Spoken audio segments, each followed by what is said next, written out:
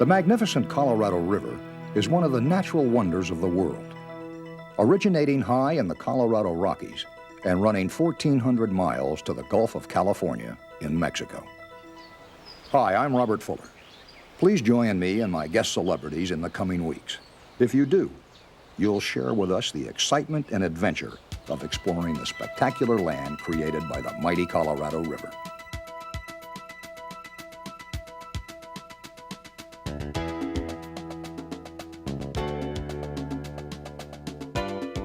My guest this week is Alex Hyde White, a very dashing young actor from Indiana Jones and the Last Crusade, Pretty Woman, and the Fantastic Four.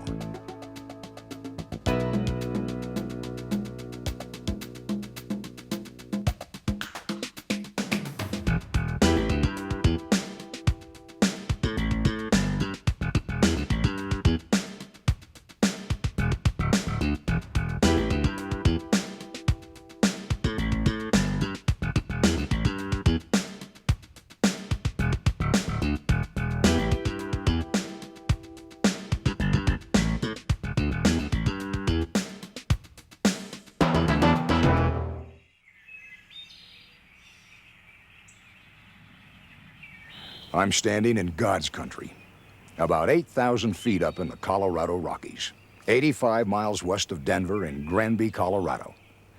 Now, some historians will tell you that the Colorado River starts as a trickle of water higher up in the Rocky Mountain National Park, and that's true. But that trickle flows into Lake Granby, and then flows out of this headwater to become the Grand, as she used to be called. Today it's called the mighty Colorado River. And it wasn't until 2,000 years ago that humans began venturing into these valleys and mountains. The Utes and then the Arapaho controlled this vast area until the United States government acquired 358 square miles in the huge Louisiana Purchase of 1803. In 1843, Scenes in the Rocky Mountains was written by Rufus Sage. He spent 4 years exploring the area.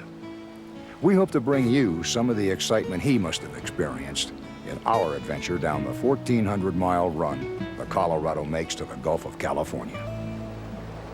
The Ute Indians call the land running along the Colorado from Granby to Glenwood Springs their Magic Valley, and for good reason. Each season here has its own magic for fishermen, hikers, hunters, and skiers. There is magic here for everyone. Our adventure this week finds us at 4,586 feet up in the Rocky Mountains in Grand Junction, Colorado, the last city on the river in Colorado.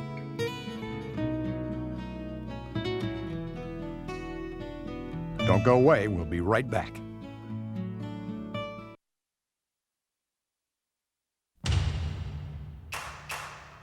We all know the Western Plains where the buffalo roamed.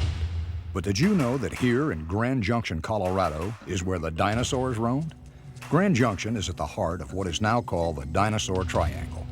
Between 1877, when fossil remains were first discovered here, until the late 1890s, some 130 new species of dinosaur were discovered. There are many active quarry sites here where digs and discoveries are ongoing.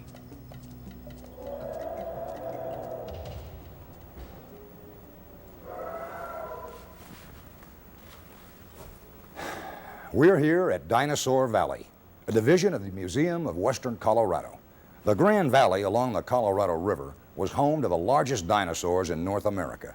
And at this museum, you can find scientifically exact, half-size animated dinosaur replicas. You can really get a feeling of their tremendous power and awesome beauty. Well, I seem to have lost Alex, but I'm sure he's around here somewhere. Bob! Uh-oh, sounds like trouble. I better see what's wrong. Those are nice horns. Yeah. Bob! Those are really, I think you got good skin. Bob! Alex! Bob. What in the world are you doing back there?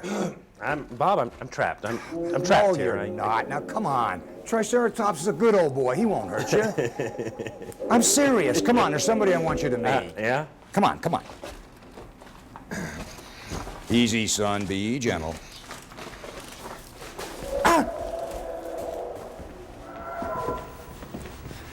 Alex, I'd like you to meet Dr. Britt. Hi, Doctor. Hi, good to meet you, Alex. You know, Doctor, this is the first time Alex and I have had the opportunity to talk with a paleontologist. Can we ask a couple questions? Sure. First off, why are so many dinosaur remains found along the Colorado River? Well, one of the main reasons we find so many is that the strata containing the dinosaur bones are usually buried quite deep in the Earth's crust. However, with the uplift of the Rockies and the Uncompahgre Plateau, we have the erosion of the Colorado River and its tributaries exposing these strata right at the Earth's surface. I see. So it's an uplift of the ground itself combined with an erosion of the river that creates a fertile fossil field. Right. Pretty good. Tell me, Doctor, is there an important find that would stand out amongst the rest in the area? Yeah, I think the most outstanding locality we have here is called the Mygat Moor Quarry. It's located just west of town here. And in that quarry we have a great diversity of dinosaurs and other animal remains, but we also have plant materials such as twigs, branches, even a small log, an egg, and there's also leaves in there. And so by using this quarry, we hope to be able to unravel the mystery of what these dinosaurs actually ate. Fossil bones and fossil plants from the same period all in one spot? Yep, they lived at the same time. Matter of fact, we have them in the some in the laboratory right now. Would you like to see some? They've been fed, right? They've been fed. Love to see them. Okay. You've been fed. Remember that.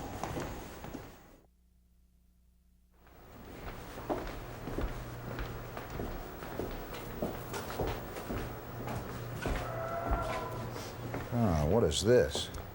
Now this block contains a dorsal vertebra, or bone from the middle of the back of Apatosaurus, a large sauropod. And what they're currently doing now is removing the rock from the bone, and this is a tool they use to do it with. This is it's a miniature jackhammer.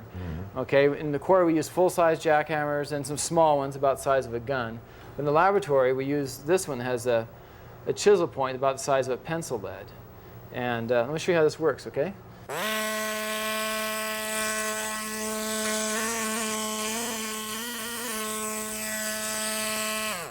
So by doing that over a long period of time, you remove all the rock. You want to try it? Yeah, I'd love to. Okay. I won't mess anything up in there, would I? Just stick on the rock right there. Okay.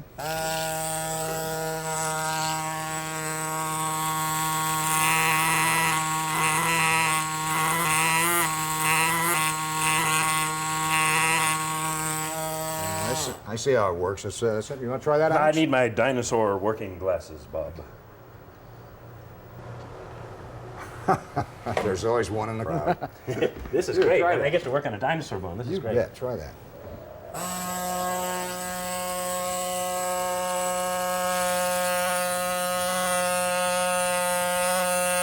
There you go. I saved somebody about half a day's work. Yeah, right. Someday this will be in a museum and we'll know we worked on it. What have we got going over here? Oh, here we have some more vertebrae. This is from a dinosaur called Camarasaurus. What, this guy right here? That's the fellow. Yeah, well, it's a relative of this one. Yeah. I see. And we're looking at some bones from right around here on him. Uh-huh. And here's one of the vertebrae right here. And this is a juvenile though. In the full-size adult, the bones are about this long. Uh-huh. Okay, but here you can see this open area. This is a suture where the two parts of the bone fuse up in an adult. And this large cavity here, this is called a pneumatic foramen, through which parts of the lung go into the bone, filled with air. Uh-huh. Well, this is fascinating, Doctor. And, you know, it's great to have an opportunity to see something like this, and we appreciate it very, very much. We thank you for your time, and thank everybody at the museum for us. We really do appreciate it. Okay. Thanks a lot. It's been exciting. We're going to head down the road and see you again one of these days. Okay. Thanks Take again. care.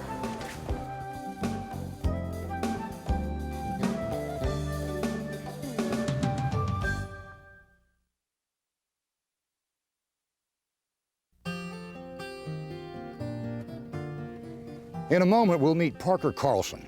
He followed his dream and made it come true with this vineyard. Parker and his wife Mary moved from Denver to the Grand Junction area in 1977.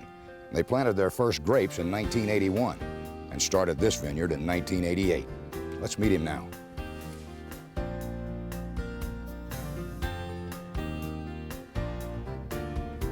Hi, Parker. Hi, Bob. Yeah, I see you already met my pal Alex. Yeah, I sure have. I was just asking Parker how the Colorado River affects his winemaking. Colorado River is very important to us just from the standpoint that naturally we do not get enough rainfall to supply the vines and orchards with enough water for them to grow properly. In fact, they wouldn't be here without more water. So we use the Colorado for our irrigation water. And right here, the Colorado runs below us. So we have to pump it up to our irrigation canals, and then it comes around and it's piped down to each individual orchard or vineyard, and we can put on the water that we need. Ah, and what about the weather? Somehow I don't associate Colorado with grape vineyards. Yeah, it's we're high desert here. Everybody thinks that Colorado is all mountainous, but without the extra water, we would be in serious trouble, and the water actually lets us manage the weather somewhat. The winter rainfall isn't very much down here, and we can apply water right before the hard freezes start so that the grapes are not stressed through a dry winter and they'll survive better. So wait a minute, you give the grapes a good soaking before the freeze, and that's Right. what, so they lie dormant 3 months or something? Right, yeah, they'll Wow. go dormant usually in November, and then they start budding out in, say, April. Now these grapes here, are they ready to go to harvest or what? They look real good right now, but they need about another 3 weeks just to get sweet enough. 3 weeks, is that Yeah. all? So you really got to plan ahead out here, huh? Yeah, we're thinking all the time on what's coming up. In fact, you think more about the future than you do the current. And I notice you have a lot of other fruit growing on the property here. Do you utilize that with the wine also? Yeah, we make wine out of peaches, out of cherries, plums, pears, No kidding. apples. You can make it out of just about anything, and we utilize most of the local grapes and fruit here. Colorado vineyards, huh? Who would have thunk? You think we're going to get a chance to see how the operation works? Well, sure, if you'd like to come down, I'll show you around, and you can sample some stuff and go away happy. I think Alex would go for that. If I ride shotgun. Okay, come on down. Either way.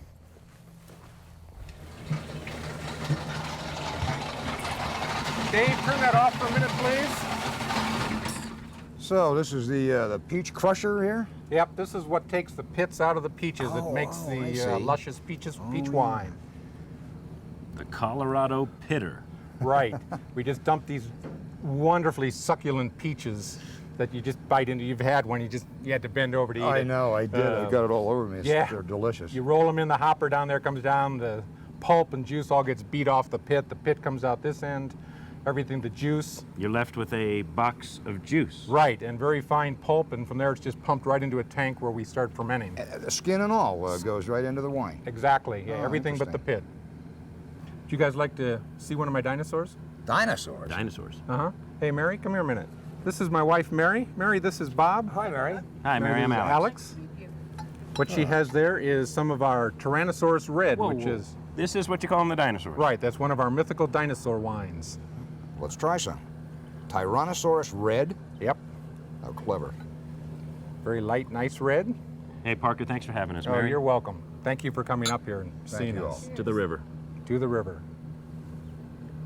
Whoa. Well, that's terrific. See? Excellent. Best river water you ever drank. We got to do some research on this, Mr. Fuller.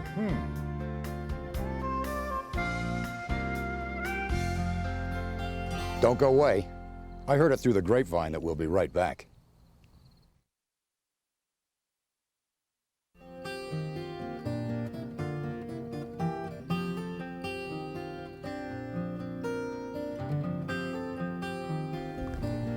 I'm standing at 10,000 feet, 5,000 feet above the Valley of the Dinosaurs on Grand Mesa, the largest flat-top mountain in the world.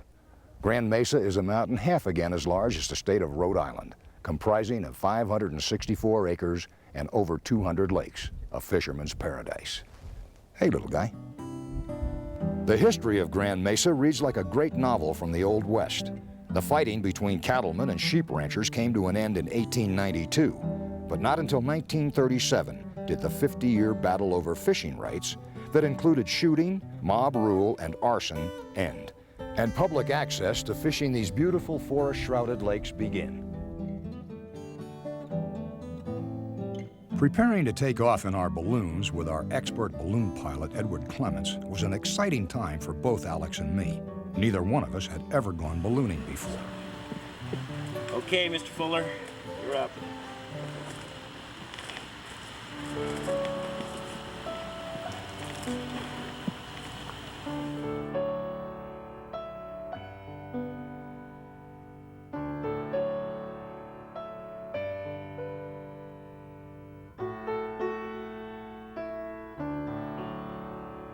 The magic of floating among the clouds, following the Colorado from the sky, it just takes you over completely. How lucky I feel to be able to experience the beauty of Grand Junction from this unique vantage point. Up, up, and away in our beautiful balloon. That line just keeps going through my mind.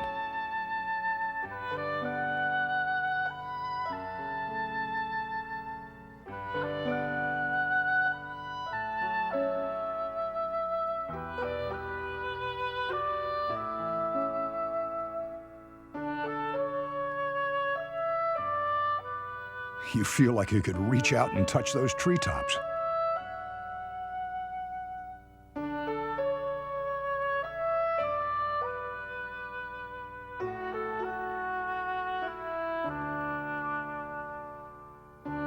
Most people raft the Colorado River. They really should try ballooning it. Adventures are like gifts. They come in many different wrappings.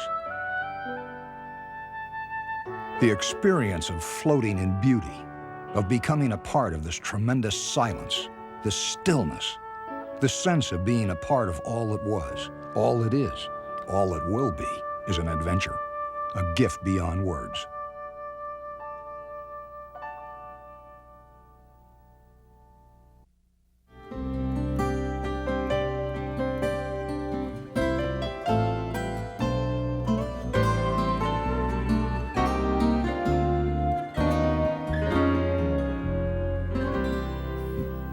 Something, huh?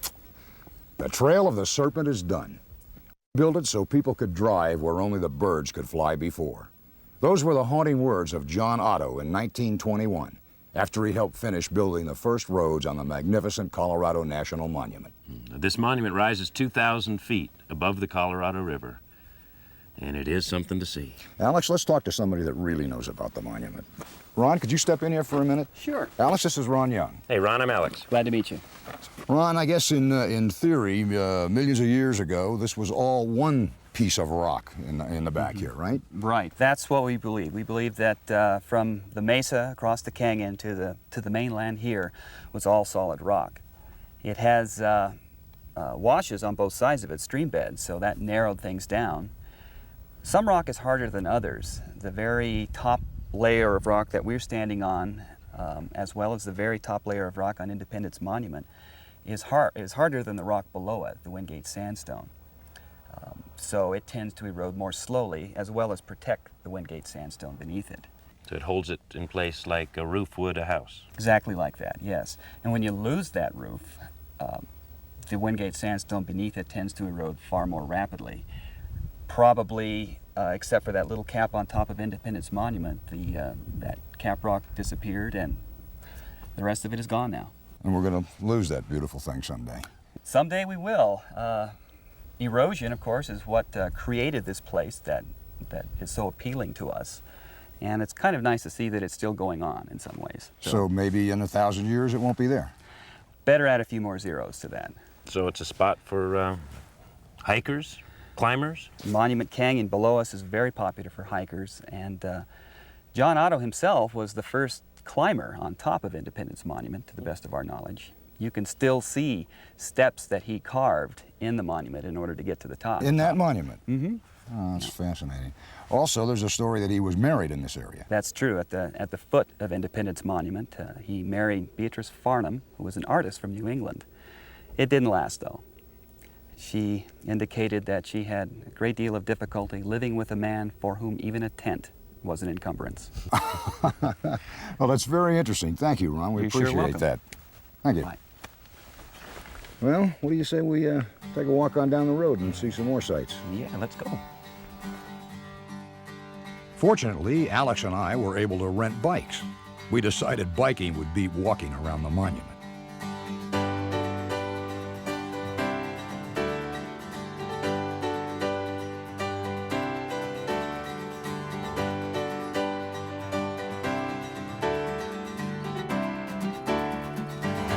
Well, Bob, I can't thank you enough. This has been a beautiful experience. Yeah, it sure has. Well, I'll tell you what. Let's ride down to the bottom and we'll take a ride along the river. Great, let's go.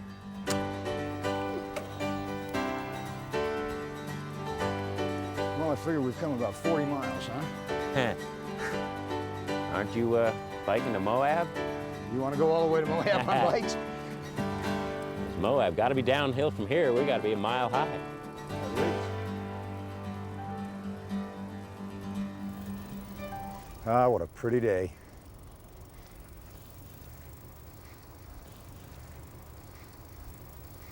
Ah, let's stop up here. Ah, burn a little rubber coming in. Did you hear that? Woo, you're getting good. Oh, man. This has been fun, huh? Yeah, you know, it's a little better than rafting. It's more peaceful, it's quiet, and you don't get quite as wet. Well, that's very true. Yeah, we've done a lot, though. We've been up in a balloon. Seen that monument. That was fun, huh? Top of there. Yeah. Well, I've had a great time with you, babe. Thanks. Appreciate you doing the show. Hey, my pleasure. Okay. Good luck with the rest. Where are you Thank going next? Yeah, we're going to be in Moab next. Oh, yeah? Yep. Great. Heading there, well, and we will be doing some rafting, and hope I don't fall in again. Well, Well, I'll head on out and let you close it up, huh? let's go down the road. I hope you'll join me again next week when Andrew Prine will be my guest in Moab, Utah. Andy's unique personality and acting talents have been enjoyed by audiences in a tremendous range of roles in films, plays, and television. His appearances in westerns from the days of Bonanza and Gunsmoke to Dr. Quinn, Medicine Woman, have given him a special connection to the West. You won't want to miss him on our Moab adventure.